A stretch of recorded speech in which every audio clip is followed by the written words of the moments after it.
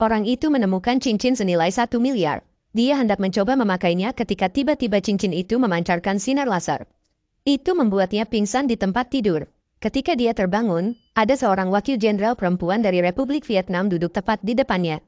Kelompok wisata tidak melihat siapapun. Lalu, dia merasakan sakit kepala. Gambaran samar muncul di kepalaku. Melihat dia gila, Duong Tuyet sangat khawatir. Dia berpikir ada apa dengan tuan muda itu? Dia hendak pergi memanggil dokter, tetapi dokter menghentikannya. Ia merambah ke dalam tubuh pahlawan anti-Jepang. Dia menemukan sebuah rahasia. Iya.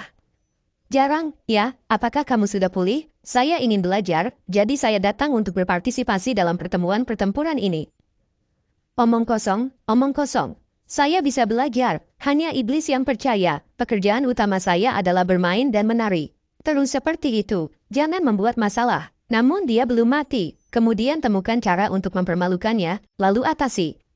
Kita juga harus memberinya kesempatan. Bagaimana jika dia punya ide menarik? Kakak kedua tidak salah. Terkadang saya punya ide bagus. Mungkin dia menemukan keracunan itu. Mari mencoba. Duduklah di sana, pemimpin regu, lanjutkan bicara. Ya, Kamlong Tam memiliki lebih dari 1.300 bandit. Jika kelompok artileri lolos, mereka bisa dikalahkan dalam satu aksi. Dengan bantuan, korban jiwa akan jauh lebih sedikit. Semua orang ingin menggunakan kekuatan yang kuat. Bisakah kita menjadi sedikit lebih bodoh? Dia tidak mengetahui kesulitan. Kami tidak menggunakan kekerasan. Jadi kenapa kamu tidak mengirim pelacur dari rumah bordilmu ke sana untuk membujuknya? Saya ingin tahu apakah ada cara yang lebih baik, Tuan Muda? Diku tidak tahu apa-apa lagi selain minum, cewek, dan berjudikan. Atau kita bisa meracuni orang-orang di sana. Kamlong Tam dapat diserang dari ketiga sisi.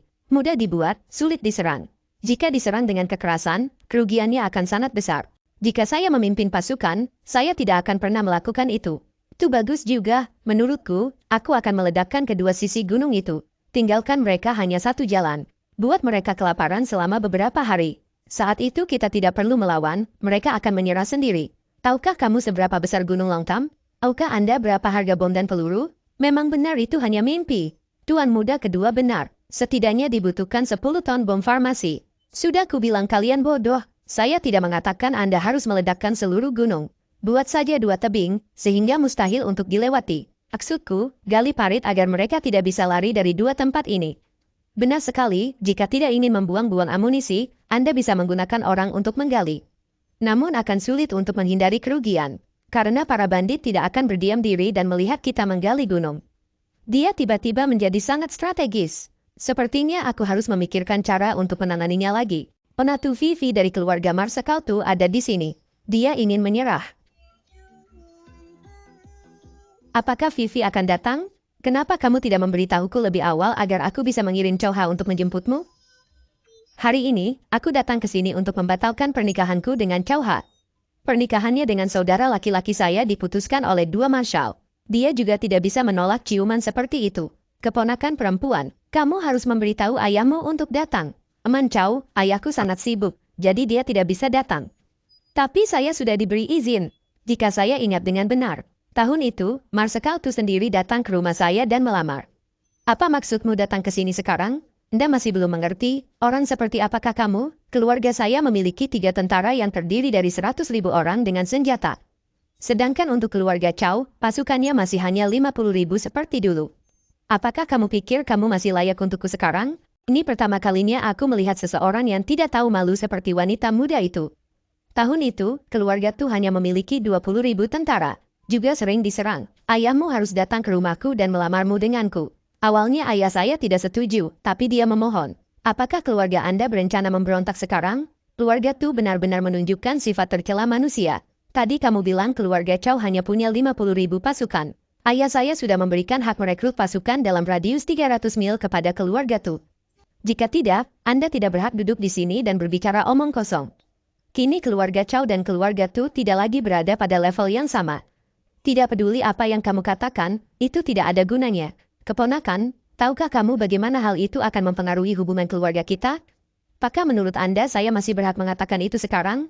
Dari Vivi, kamu terlalu sombong. Saya sombong atau jahat? Sekarang saya hanya ingin Anda menandatangani surat nikah ini dan menerima perceraian. Lalu keluarga Tu berjanji tidak akan menyerang keluarga Chow dalam waktu 3 tahun. Sebaliknya, tanpa diduga, keluarga Chow membesarkan seorang pengkhianat. Oka Anda pepatah ini? 30 tahun hadong. 30 tahun di hatai. Jangan menindas orang miskin. Apa maksudmu? Kamu akan segera menjadi berbakat? Kemudian pada saat itu, kamu akan membuatku menyesal.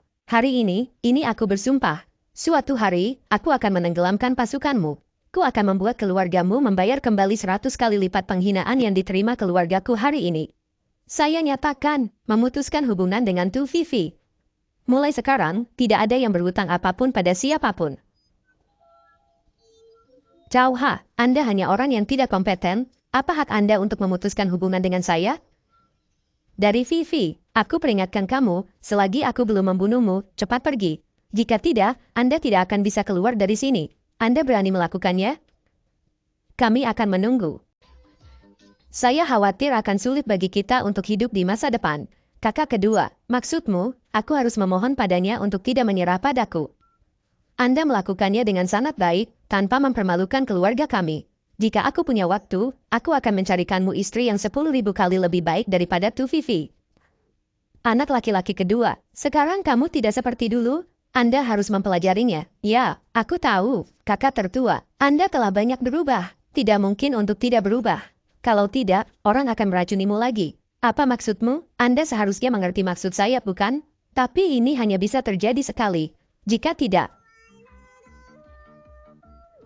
hari ini saya menstimulasi orang kedua, saya ingin tahu apakah dia akan mendekati saya lagi. Jika dia berani melakukannya, aku akan mengambil nyawanya. Saya langsung tahu Anda akan menggunakan trik ini. Ternyata itu adalah seorang gadis. Tuan muda yang hebat, maaf. Dia tidak dalam keadaan koma. Anda salah perhitungan. Kamu bukan Cao Ha. Cao Ha tidak tahu seni bela diri. Aku tidak memberitahumu. Saya seorang murid Shaolin. Jangan bergerak. Berani bergerak, saya akan tembak. Ini.